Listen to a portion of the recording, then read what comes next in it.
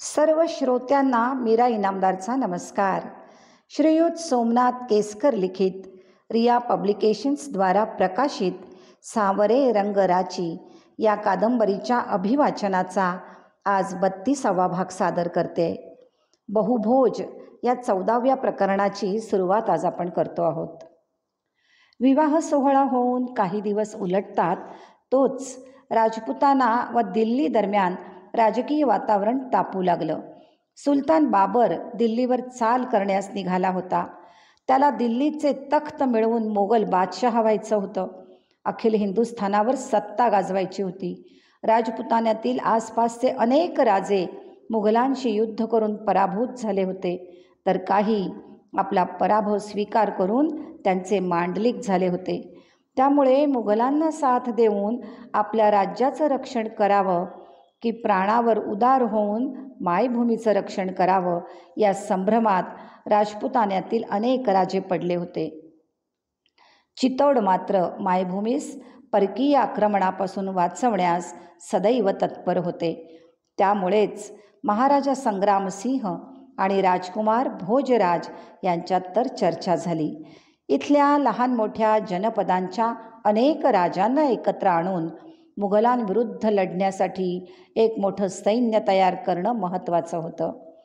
त्यासाठी महाराजांनी स्वतःच या मोहिमेवर जायचं ठरवलं.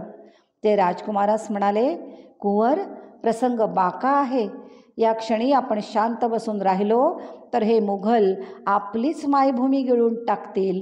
म्हणूनच आम्ही उद्याच या मोहिमेवर निघतो. तोवर आपण चित्तौडच्या रक्षणाची जबाबदारी घ्या. यावर राजकुमार भोजराजांनी पित्यास चरणस्पर्श केला आणि म्हणाले, बापूसा, आपण सतत रणात जात आहात. गेल्या अनेक मोहिमा तुम्हीच लढवत आहात. हा पुत्र समर्थ असताना वृद्ध पित्यास रणात पाठवणे हा राजपूत धर्म नव्हे. तेव्हा आता आपण स्वस्थ बसावे. ही मोहीम आम्ही सांभाळू. नाही कुंवर, तुमचा नुकताच विवाह झाला आहे. अजून आपल्या अंगाची हळदही निघाली नाही. बहुभोज, कुलदैवतांचे पूजन असे अनेक विधी अजूनही उरकायचे आहेत. या क्षणी नववधूसोबत राहणं हेच आपलं कर्तव्य आहे. आता आपणास आम्ही युद्धास पाठवले तर काय म्हणतील मेवाडचे राजे आम्हास? आमची कुलवधू मीरा काय म्हणेल? महाराज संग्रामसिंह राजकुमारांना समजावू लागले. मीरा समजूतदार आहे. मी स्वतः तिची समजूत काढेन, राजकुमार उत्तरले. ठीक आहे, मात्र मीरेशी बोलूनच अंतिम निर्णय घ्या. नाहीतर आपण दोघेही या मोहिमेवर जाऊ. राजपुतान्यातील राजांशी चर्चा करू. त्यानंतर आपण चित्तौडला परत निघा आणि आम्ही पुढे मोहिमेवर जाऊ. महाराजांनी मधला मार्ग सुचवला आणि तो सगळ्यांनाच योग्य वाटला. राजकुमार मीरेच्या महालात तिचा निरोप घेण्यास आले. मीरा नेहमीप्रमाणे आपल्या नित्यपूजनात मग्न होती. राजकुमार तिच्या कक्षात आले तरी तिचं ध्यान कृष्णपूजेमध्येच लागलेलं होतं. राजकुमार बराच काळ नुसतेच बसून तिच्या चेहऱ्यावरचे तेजस्वी भाव न्याहाळत होते.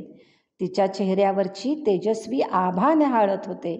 गोविंदाशी काहीतरी पुटपुटत ती त्याचा शृंगार करीत होती.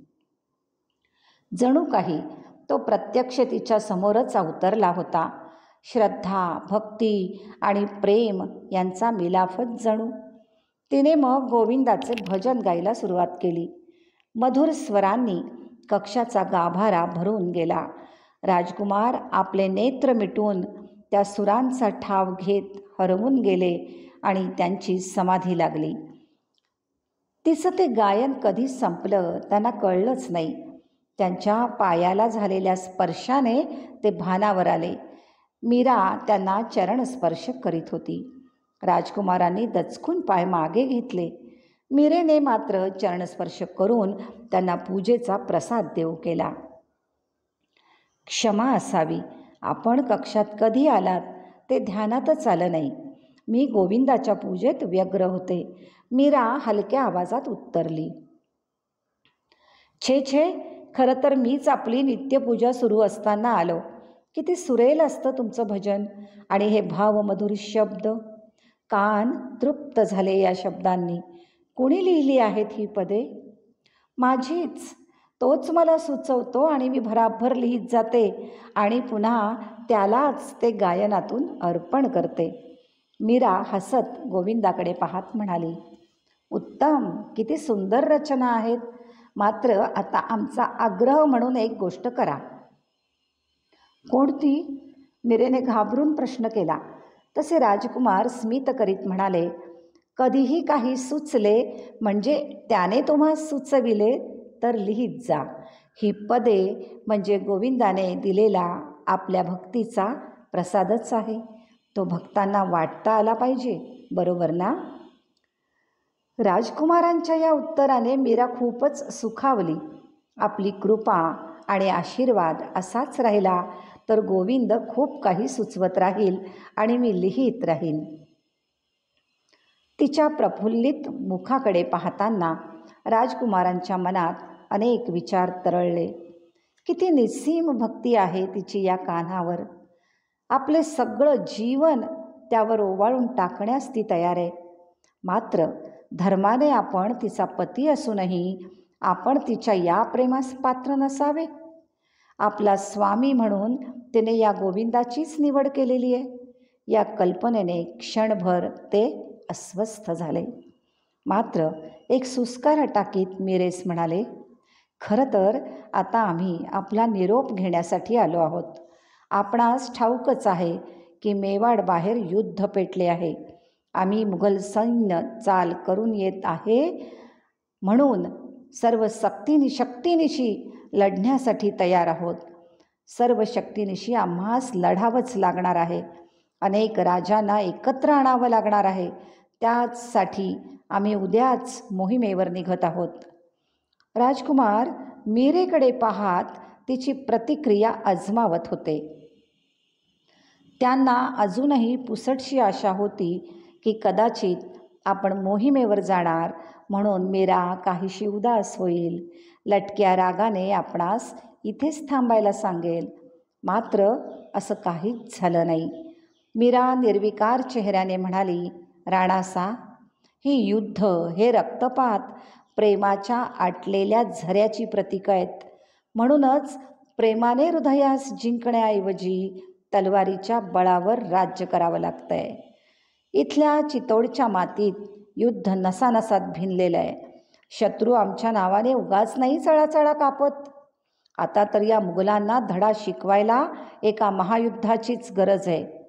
तुझ्या गोविंदाने घडवलं तसं महायुद्ध, महाभारत. राजकुमार मीरेला अभिमानाने सांगत होते.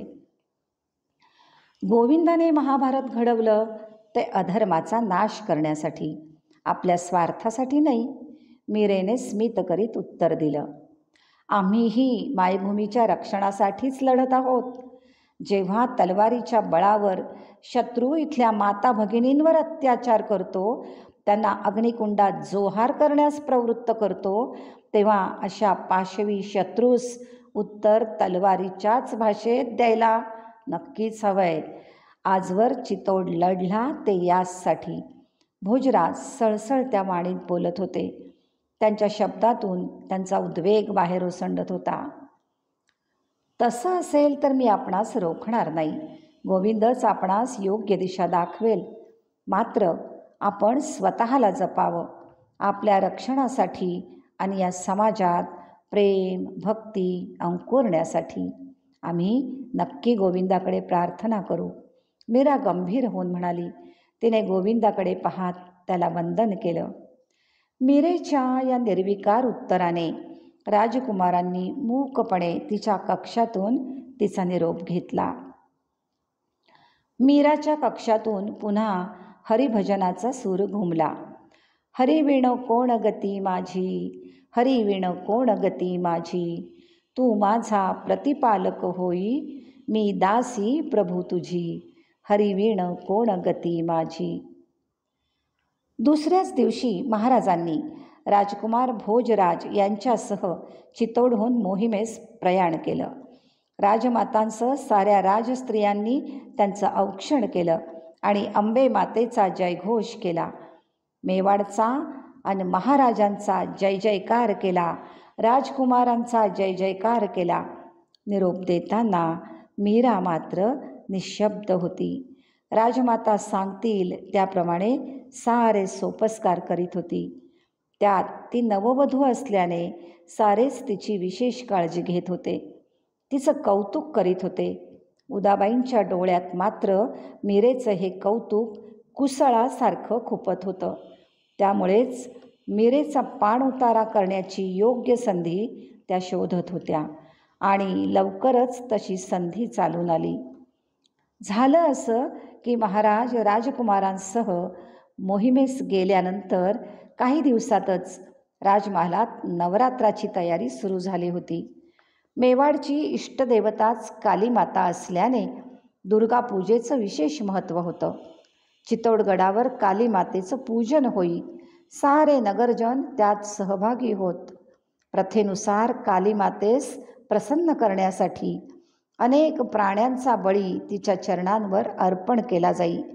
बळी दिलेल्या प्राण्याचे मांस देवीचा प्रसाद म्हणून शिजवला जाई. पुजारी तो नैवेद्य म्हणून प्रथम कालीमातेस दाखवत तिची विधिवत पूजा करीत. त्यानंतर राजपरिवार आणि नगरजन तो महाप्रसाद भक्षण करीत. अनेक वर्ष ही परंपरा अखंडित सुरू होती. या महोत्सवाची तयारी भाद्रपदापासूनच सुरू होत असे.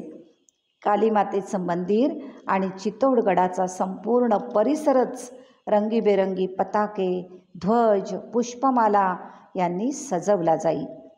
महाराजांच्या अनुपस्थितीत राजमाताच दुर्गापूजेची संपूर्ण तयारी स्वतः लक्ष घालून करीत होत्या. महालातली ही लगबग पाहून ललितेने दुर्गापूजेच्या या महोत्सवाची बातमी मीरेच्या कानावर घातली. तसं मीरेचं सुद्धा कुतूहल जागं झालं. ती राजमातांना त्याबद्दल विचारण्यास जाणार. तेवढ्यातच त्या स्वतःच दुपारच्या प्रहरी मीरेच्या भेटीला आल्या. त्यांच्या मागून मग उदाबाई देखील लगबग करीत आल्या. श्रोते हो, राजमाता काय सांगणार आहेत मीरेला ते पुढच्या भागात बघू. आता इथेच थांबू आणि पुढच्या भागात पुन्हा भेटू. धन्यवाद.